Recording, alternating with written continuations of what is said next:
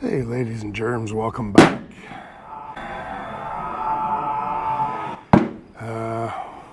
We're on the range today. A couple of caveats before we get into this video here.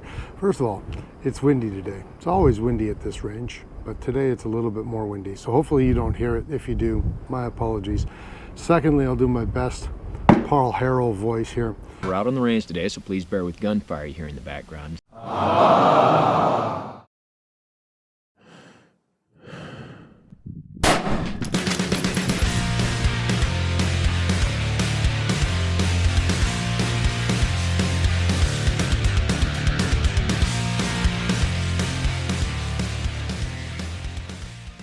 Anyway, part two of working with the 6.5 Grendel. Last time we were here, we tested a load with 129 grain Hornady SSTs, Hornady brass, small rifle primers from Federal, and BLC2 powder at 31 grains. And we saw great velocities. We saw acceptable standard deviations and extreme spreads. What we did not see was good accuracy. We were looking, I mean, let's just say about 3-inch groups, which that's no bueno. So we've gone back to the drawing board and we're going to ladder down and see if that affects our accuracy at all. I'm not confident that it's going to, and speaking with a couple of other people who are a lot more experienced with this stuff than I am, they're not all that confident that it's going to either.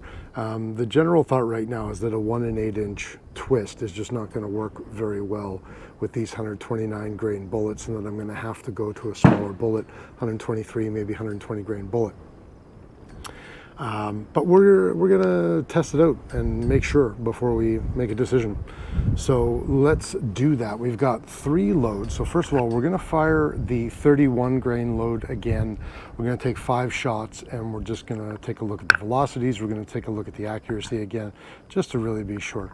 And then we've got 5 rounds loaded of the exact same thing, but with 30.2 grains of BLC2.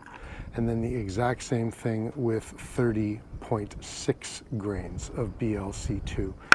And we're gonna see if it makes a difference. And if we're getting the same accuracy out of all 3 of these loads, well, then we'll know for sure. And we'll go to a different bullet, something that this 1 1/8 twist will handle a little bit better.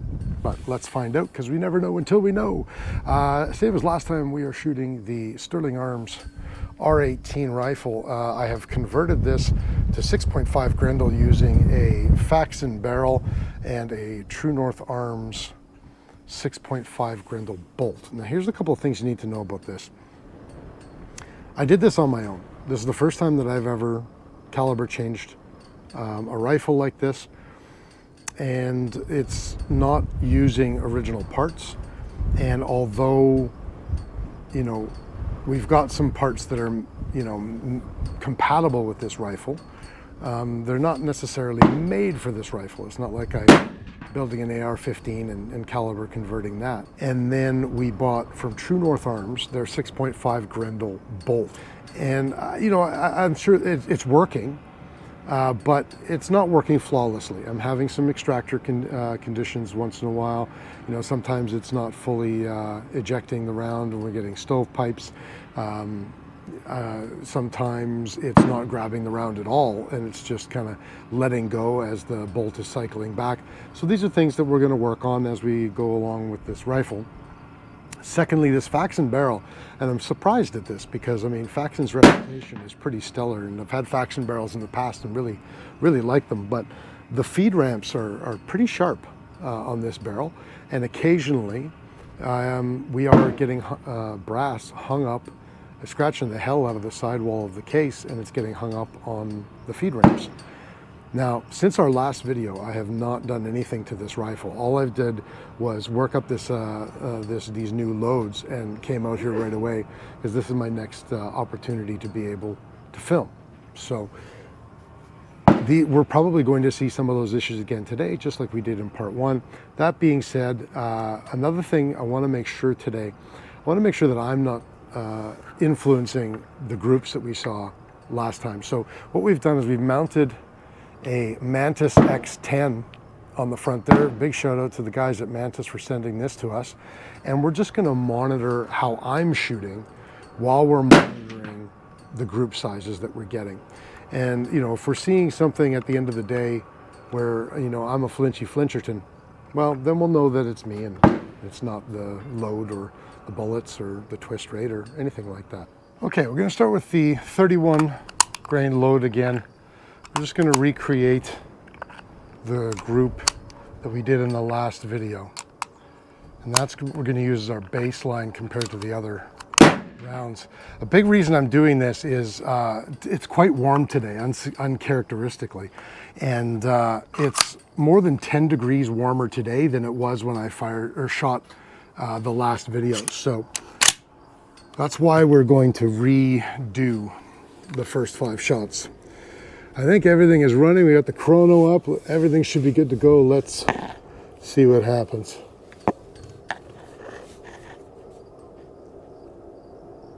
I'm going to go center target.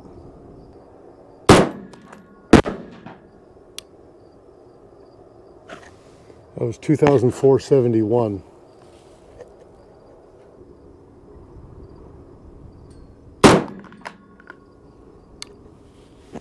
$2,474. Mantis told me that was a 99% shot.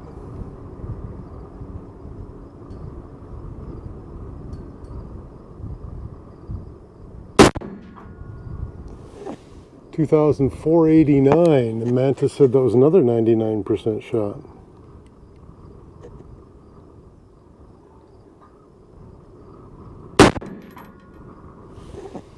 $2,481. We got a malfunction. Oh, here we go. We got caught on the feed ramps. Got her in there. I think that was 2,481. Mantis said 98%. We'll look at the Mantis after.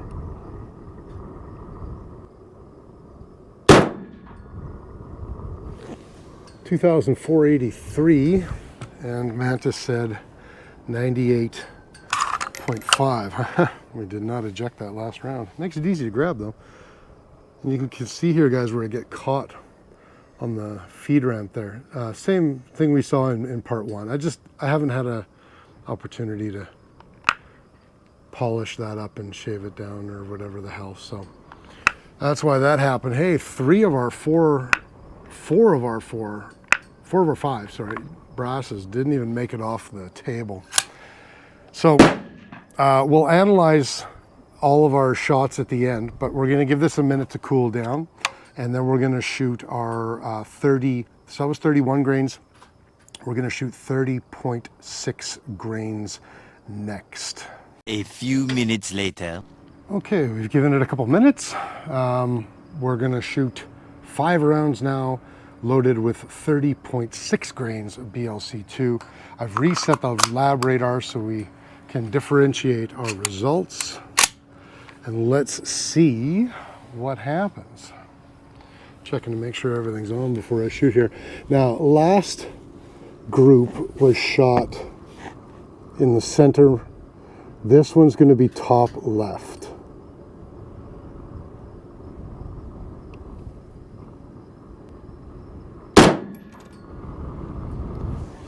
$2,454, still more than acceptable, and it said 99% on Mantis.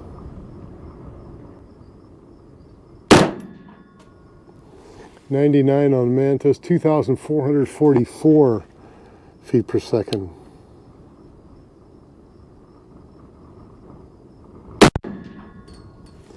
$99, 2,424 feet per second.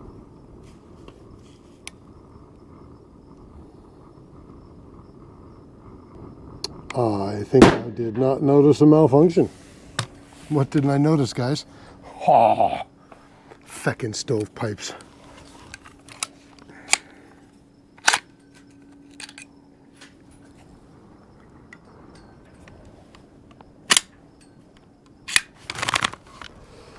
Now we're double feeding and everything in here. Hold on.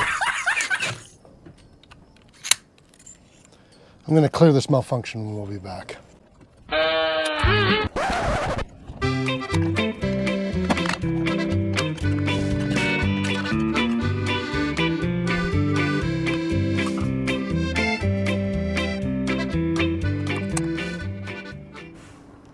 Okay, obviously we had a stovepipe and then I double fed the cartridge. That was user error.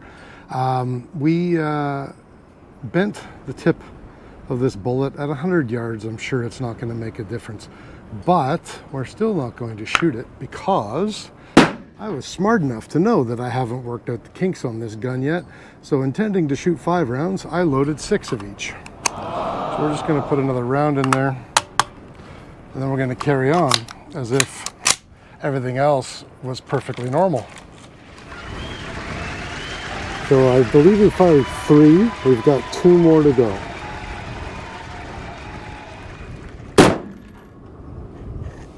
$2,430 and 99 on the Mantis.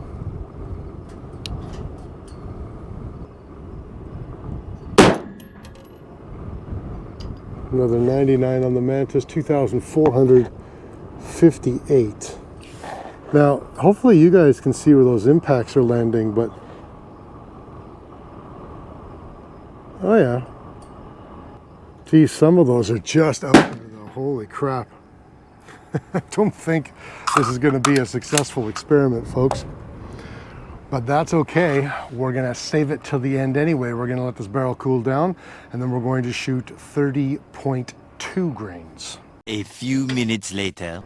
Okay, this is 30.2 grains BLC2 powder. 5 rounds. We're going to shoot the lower right this time. Lab radar is up. Everything should be good to go. Let's see what happens. Wind's picked up quite a bit.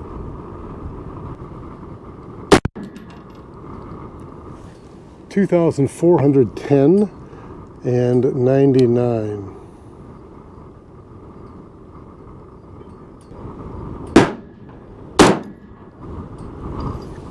$2,449. Wow, that's a big difference. And again, 99 on the Mantis. But I can see it looks like from my point of view that the first one was high and a bit left, second one was high and right. So our groups are not going to be good here again.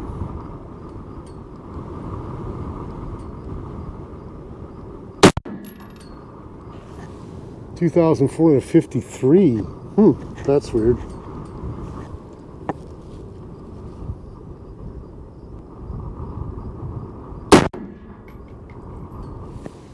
$2,452.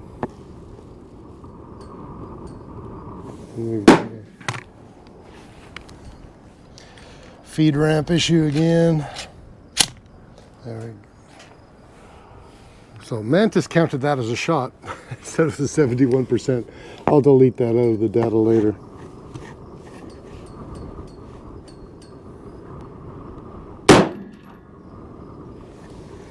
$2,394. That's interesting. Hey, look at that. We're all good to go. So that's 5 rounds.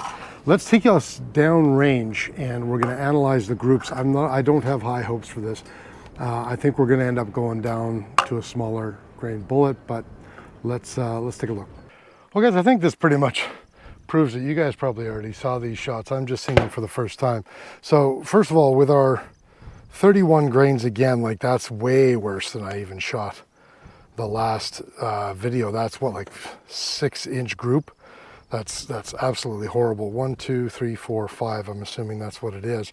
We did better with 30.6 grains. We have 1, 2, 3, 4, 5, but that's still what, like a 2.5-inch group. It's not acceptable.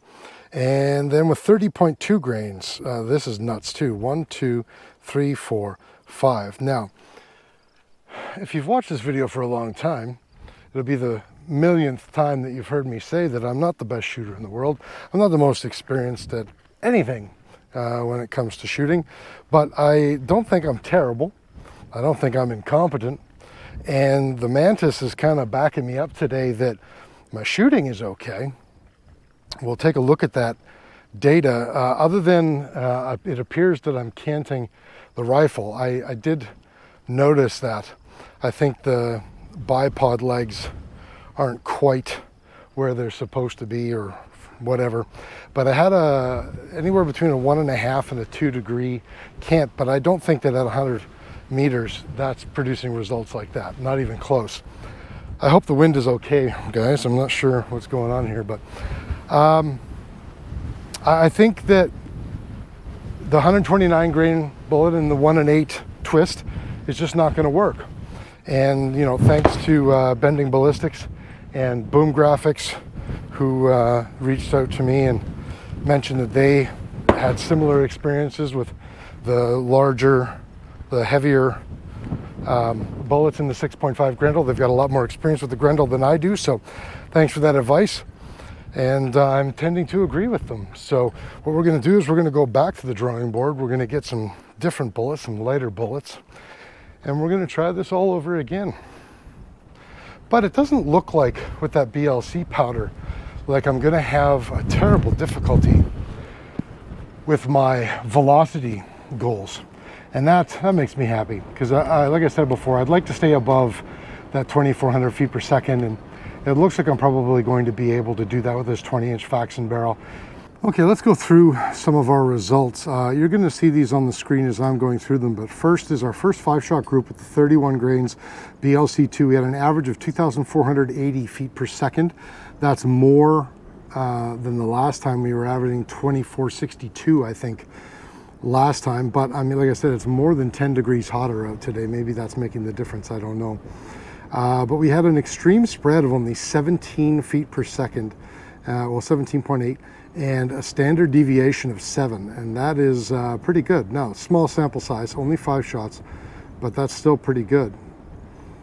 With the 30.6 grains of BLC2, we averaged 2,442 feet per second. We had a 34-foot extreme spread and a 14.8, just about a 15 standard deviation. Quite a bit different. Interesting. We emptied the case out a little bit more, I guess, and I guess that's what we get. So yeah, that's pretty interesting. The average feet per second is still fine, but the standard deviation, not super happy with it. Now with our third 5-round group with the 30.2 grains of BLC2, we averaged 2,432 feet per second. Not that much less than the 30.6 grains, but we had a 58 feet per second extreme spread. Not sure what that was about. And a standard deviation of 27.6 basically. So that was weird. So not fantastic in any stretch. So if you're wondering why I'm videoing this whole thing from start to finish, is because I've always done that. I believe in showing you guys what I'm experiencing. That's the whole point, right? If I just find a load that works for me and then I video that, well, you're kind of getting entertained, but you're not really getting the experience that I'm going through. So I've tried some bullets and they're not going to work. So we're going to try some different ones, and you guys have seen it. And, you know, some inconsistent results, a little less consistent than I would like.